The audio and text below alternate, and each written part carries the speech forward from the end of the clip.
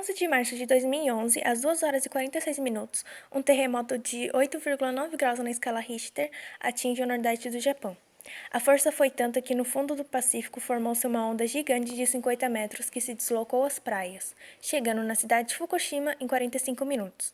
A cidade era protegida por um muro de 5,7 metros de altura, porém o tsunami foi mais que o triplo dessa altura. Com aproximadamente 17 metros, ele provocou a morte de mais de 15 mil pessoas e destruiu a usina nuclear de Daiichi.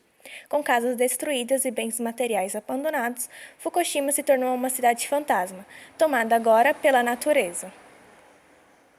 Depois da Segunda Guerra Mundial, a energia nuclear se tornou a alternativa para um país com poucos recursos naturais como o Japão, de deixar de depender de outros países para se obter eletricidade. A usina de Fukushima, construída pela empresa de eletricidade de Tóquio, a TEPCO, se tornou uma das maiores usinas em operação do planeta. O terremoto do qual estamos falando foi o mais forte que atingiu o Japão em mais de 1000 anos. Para se ter uma ideia, o impacto foi tão poderoso que deslocou a costa da ilha de Honshu, a maior das ilhas do arquipélago japonês, em 2 metros para o leste e afundou 90 centímetros em relação ao nível do mar. Os tremores foram sentidos em outros lugares do mundo, como nos Estados Unidos, em Cuba e na China, e ainda moveu a Terra em relação ao seu eixo em 10 a 25 centímetros aproximadamente. No processo, aumentou a velocidade da rotação da Terra, diminuindo a duração dos dias em cerca de 1,8 milionésimos de segundo. É sugerido que haja um intervalo de recorrência de 800 a 1100 anos para grandes tsunamigênicos terremotos nessa região. E em 2007, havia-se calculado uma probabilidade estimada em 99% de ocorrer um grande tsunami e atingir a planície Sendai, pois mais de 1100 anos se passaram desde o último, 7 de março de 2011. A TEPCO envia um relatório à Agência de Segurança Nuclear do Japão, destacando a vulnerabilidade da usina diante de um possível grande tsunami. Os funcionários da agência tomam nota e fazem planos para revisar o reforço dos muros da cidade futuramente. 11 de março de 2011.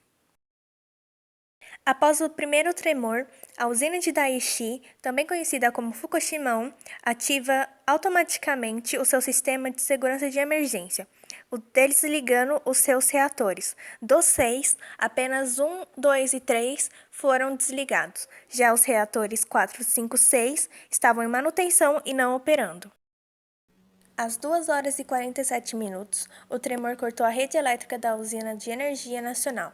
E como parte do procedimento, após o desligamento é preciso resfriar os reatores.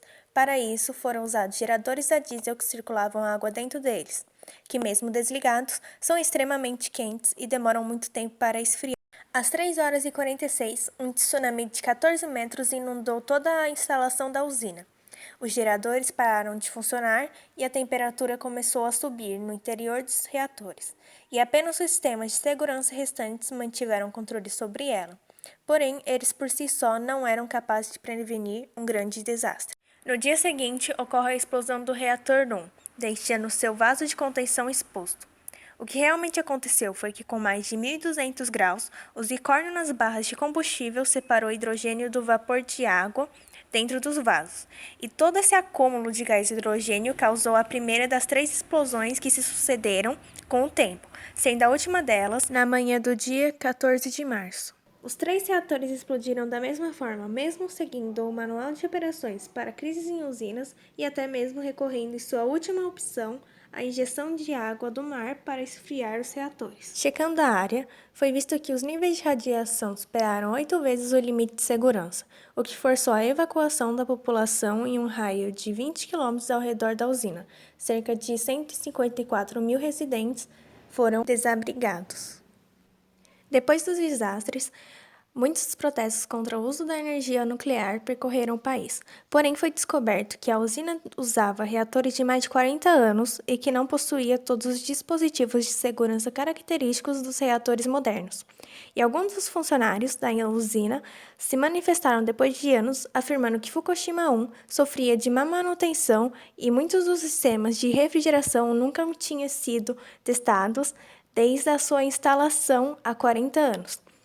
Outra notícia que se espalhou foi que, em 1998, um funcionário da TEPCO foi demitido quando ignorou o pedido da empresa de ocultar a descoberta de uma rachadura em um dos componentes dos reatores. Sem dúvidas, esse foi um dos piores desastres do Japão, sendo o acidente nuclear mais grave desde o desastre de Chernobyl em 1986 e o único outro acidente que foi classificado no nível 7 de acordo com a escala internacional de acidentes nucleares. O tsunami, que foi registrado como o quarto maior no mundo, levou os destroços da destruição por todo o globo. Foram 25 milhões de toneladas de detritos no mar.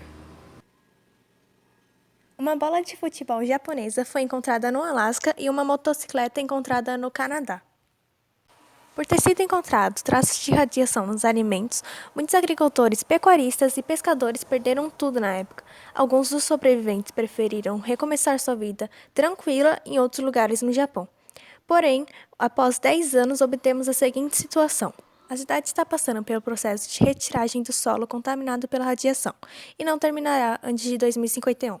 O prazo de desmontagem dos reatores está confirmado entre 20 e 30 anos, mas depois de passar por outro terremoto de alta magnitude no mês de fevereiro deste ano 2021, aumentou o nível de radiação da usina, o que pode aumentar este prazo.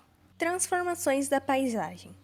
Andando de carro em direção à cidade, você se depara com contadores Geiger, que revelam os altos níveis de radiação da área ao invés de placas de sinalização. Pilhas de solo ensacados são vistos ao lado da rodovia, juntamente com um mar de guindastes e escavadeiras. Algumas cidades da região já se recuperaram da maioria dos impactos causados pelo desastre. As que ainda não conseguiram estão passando por um processo de sucessão ecológica, onde, com o passar do tempo, as áreas que já estavam estabelecidas foram destruídas de algum jeito e agora estão sendo reocupadas por plantas e animais. As cidades também sofrem com saques e as casas de pessoas que não vão voltar para a cidade já foram permitidas para o governo destruí-las. A escolha do governo de deixar os evacuados voltarem às suas cidades natais para visitar ou para morar previne muitos suicídios, por estresse, trauma e a amargura de terem sido arrancados de suas vidas. E por isso ainda existem sobreviventes que residem lá, mesmo sabendo dos riscos e diários que eles não podem ir até serem descontaminados. A agricultura já foi o centro da economia local em Fukushima, e por isso ainda existem agricultores que, usando equipamentos para verificar a quantidade de radiação, podem vender seus vegetais e frutas. Campos que já não podem mais ser utilizados para agricultura são transformados em um meio de produção de energia solar. Os muros também passaram a mudar a paisagem. Agora, com 15 metros de altura, muitos habitantes reclamam, pois não há mais a vista do mar.